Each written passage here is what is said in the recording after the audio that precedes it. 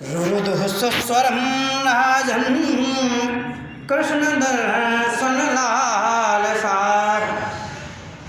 जब सभी गोपियाँ गोविंद के दर्शन की इच्छा से एक साथ एक स्वर में रोते हुए हाथ उठाकर रोने लगी, चिल्लाने लगी। रुरुदुः सुस्वरम राजन। महाराज परीक्षित से बता रहे भगवान सुखदेव जी, जब सभी गोपियाँ रोने लगी तब भगवान से नहीं रहा गया। तासामाविर्भूत क्षौरिः स्मयमान मुखाम्बुजः पीताम्बरधरः सृग्भिः साक्षात् मन्मथः।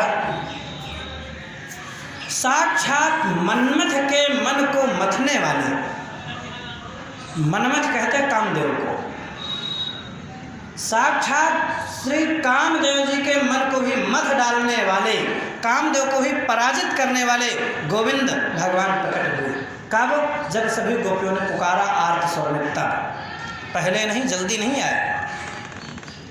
और जैसे ही भगवान प्रकट हुए तो गोपियों को ऐसा लगा जैसे तनवः प्राणमिवागतम्, ऐसा लगा जैसे शरीर में प्राण आ गए, शरीर में प्राणों का संचार हो गया।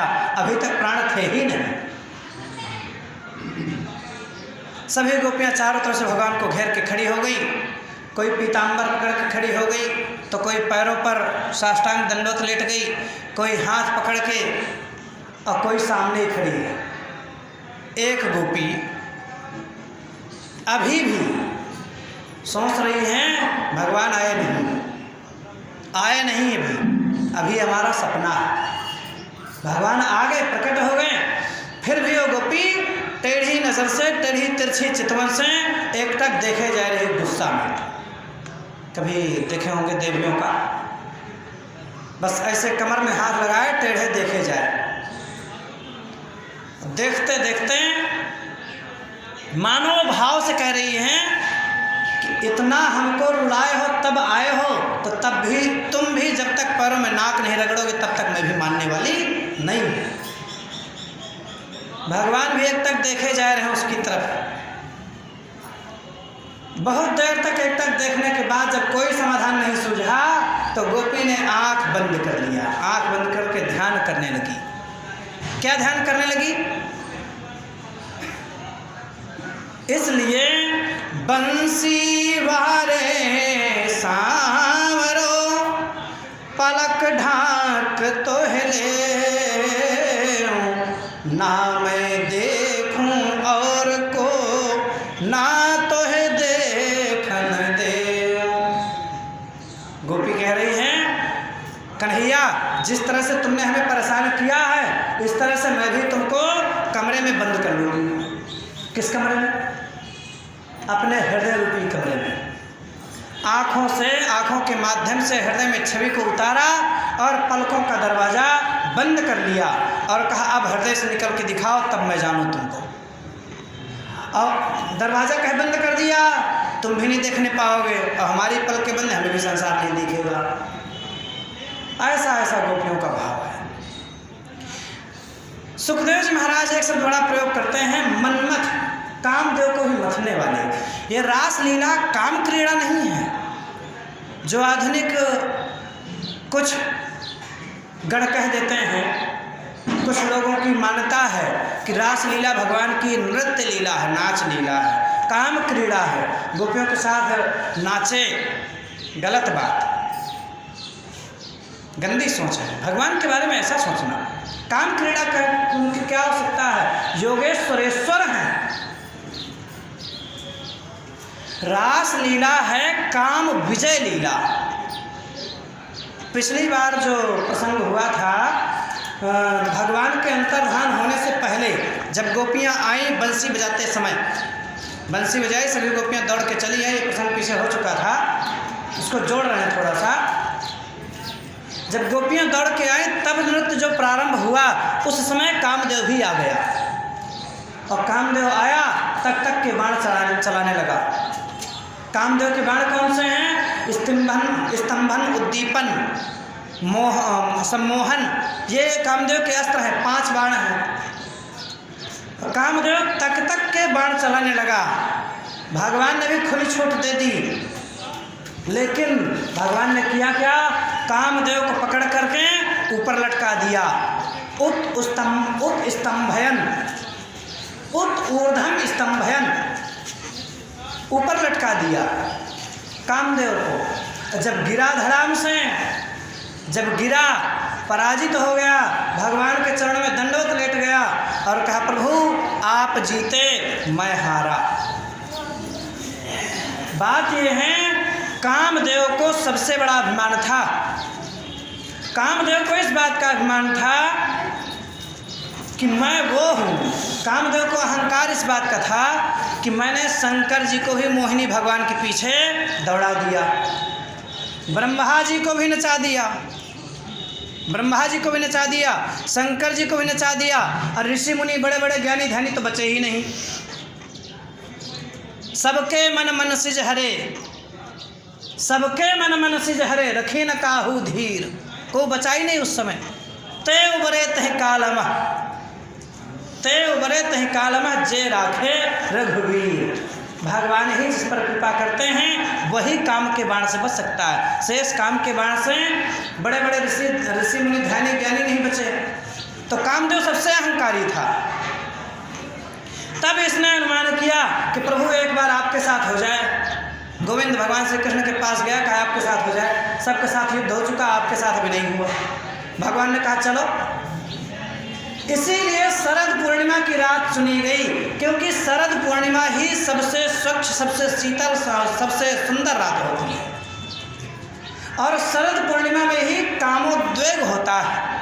काम की सबसे सुहावनी रात है काम के लिए। तो भगवान ने कहा बाद में बहाना मत बनाइयो, तुम्हारे लिए सबसे अच्छा मौका।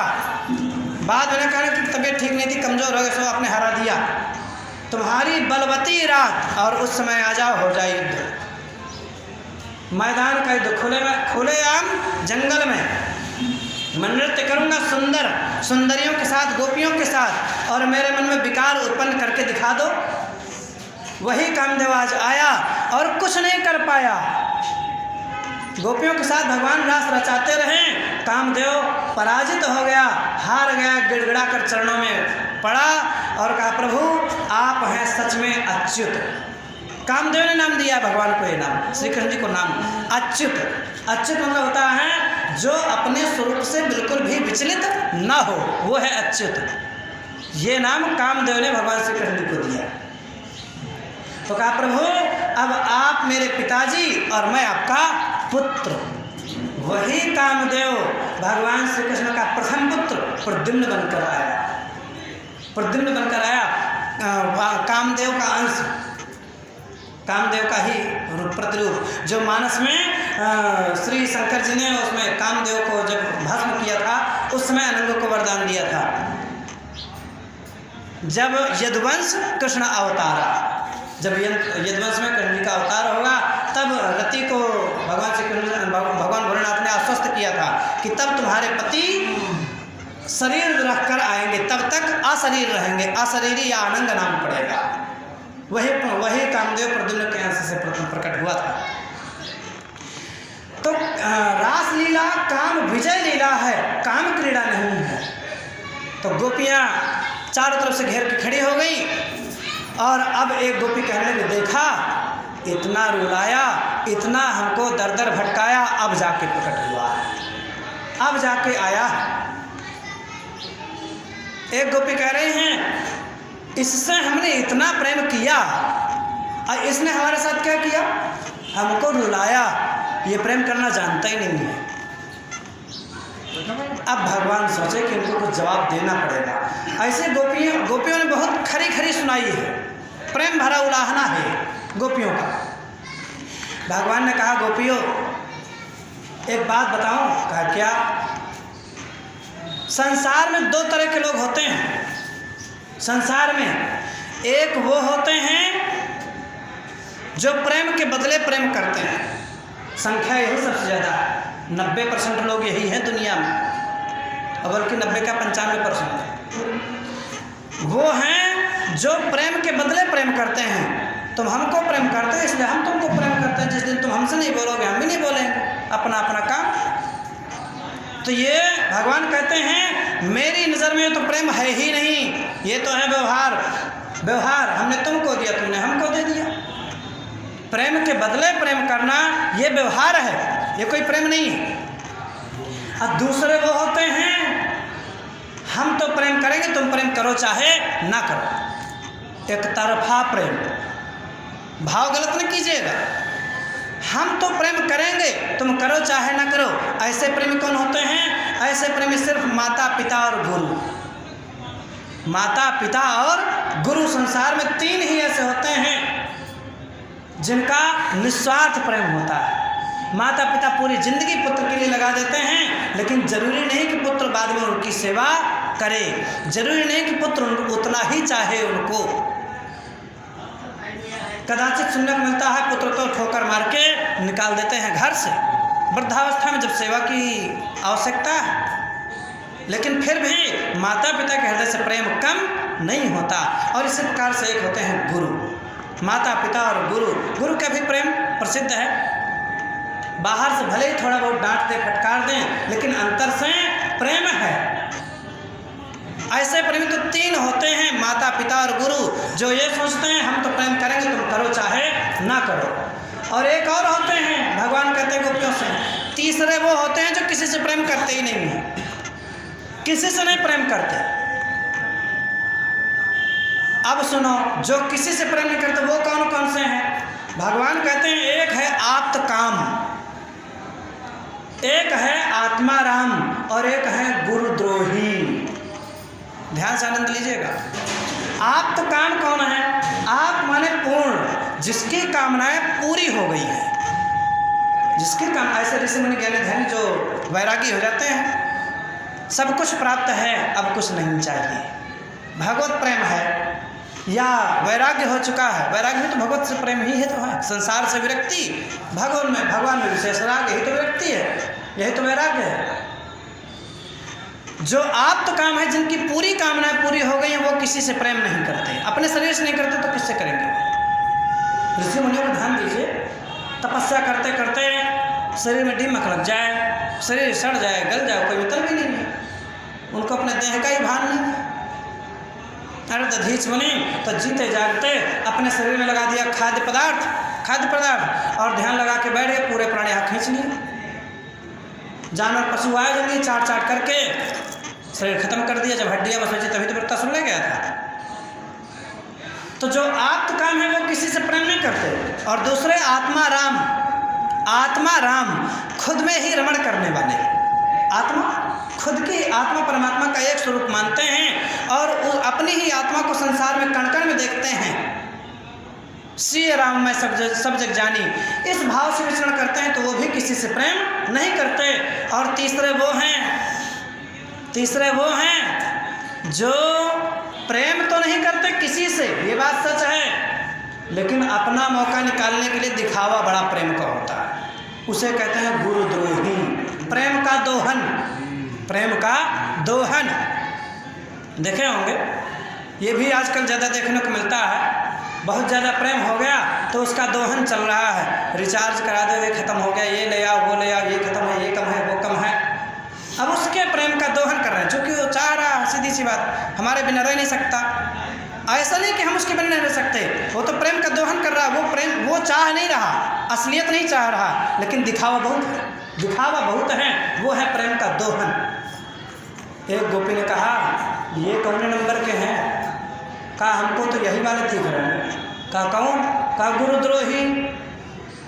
अब भगवान बोले टेढ़ी निगाह करके, ए गोपी, कहा मैं गुरुद्रोही दिखता हूँ तुमको? गोपी ने कहा गुरुद्रोही नहीं तो क्या हो? गुरुद्रोही नहीं तो हो क्या? अरे हमने तुमसे प्रेम किया, तुमने हमको दर दर भटकाया, रुलाया और अब आए हो, ये हमारे प्रेम का दोहन ही तो है। भगवान ने कहा गोपी ऐसा मत करो। अब भगवान गिड़गिड़ाने लगे। भगवान की यही तो भगवत्ता है, भक्तों के सामने, गोपियों के सामने गिड़गिड़ा जाते हैं। प्रहलाद से क्षमा मांगे भगवान। तो भगवान ने कहा गोपियों ऐसा मत सोचो, तुम मेरे बिना नहीं रह सकते, तो मैं सच कहता हूँ मुझे तुम्हारे बिना दुनिया में कोई देखता ही नहीं। गोपियों ने कहा महाकपट, कहा अगर तुम मेरे बिना नहीं रह सकते थे हमारे बिना तो तुम चले कैसे गए? भगवान ने कहा गोपियों मैं चला इसलिए गया कि सच्चा प्रेम तो तब होता है जब वियोग के बाद मिले। ध्यान दीजिएगा, जिस प्रेम में अगर वियोग ना हो तो प्रेम का सुख सच्चा नहीं मिलता। अरे धूप ना हो तो छाह का आनंद कहाँ से आएगा? अच्छी गर्मी ना हो तो एसी का सुख कहाँ से प्राप्त होगा? कौन जाने कि एसी क्या होती है जब तक गर्मी नहीं पड़ेगी। जब भयंकर गर्मी पड़ेगी तभी तो एसी का आनंद आएगा। जब अच्छी धूप लगेगी तब जब छाह मिलेगी तब तो छाह का आनंद आएगा। छाह ही छाह है तो कौन सा धूप? धूप ही धूप है तो छाह की क्या आनंद। तभी भगवान कहते हैं कि मैं तो सिर्फ इसलिए गया था कि हमारे तुम्हारे प्रेम के बीच थोड़ा सा रस भी आ जाए। उस रस को भगवान गए क्यों थे? क्योंकि गोपियों के अंदर अभिमान आ गया था।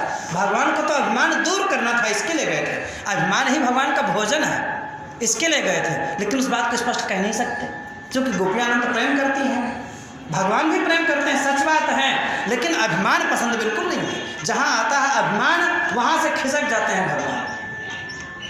तब जब भगवान ने इतना कहा, अंत में भगवान ने कहा गोपियों मैं तुमसे उड़ नहीं हो सकता। ये तुम्हारी महानता है कि तुम्हें मुझे अपने ऋण से उऋण कर दो, तो ये तुम्हारी महानता है, मैं उऋण नहीं हो सकता। गोपियों ने कहा कैसे? कहा तुम लोगों ने मेरी एक बांसुरी की धुन पर, एक बंसी की धुन पर तुम दौड़ती चली आई और सब कुछ त्याग के पति सुल्तान